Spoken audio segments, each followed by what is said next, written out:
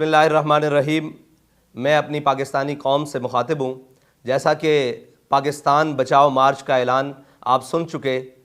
میں آپ سے توقع کرتا ہوں اور یہ اپیل کرتا ہوں کہ آپ اپنی تمام صلاحیتوں کو بروئے کار لاتے ہوئے تحفظ ناموس رسالت کے لیے، ختم نبوت کے پرچم کو بلند رکھنے کے لیے، وطن عزیز پاکستان کی بقا کے لیے اور وطن عزیز پاکستان میں دین اسلام کو تخت پر لانے کے لیے، اور حالیہ ملک میں بدترین گستاخی جس کے اندر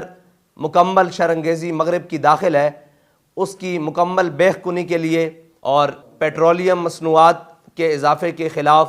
اپنے حال اور مستقبل کے تحفظ کے لیے تحریک لبیک پاکستان کا ساتھ دیں۔ تحریک لبیک پاکستان اپنے مقاصد کو سامنے رکھتے ہوئے، جو کہ تحفظ ناموس رسالت اور ختم نبوت ہیں، اور یہ وطن جو ہمارے بڑوں نے دین اسلام کے لیے اور یہ ریاست حاصل کی، اس ریاست میں انگریز کے گماشتوں نے، انگریز کے پروردہ لوگوں نے اس ملک عزیز میں غریب کے لیے جو جینا محال کر دیا اور غریب کی زندگی کو تنگ کر دیا، اس کے لیے 2 وقت کی روٹی بھی مشکل کر دی، اس سارے نظام کو لپیٹنے کے لیے، اس سارے ظلم کے خلاف تحریک لبیک پاکستان کا ساتھ دیں۔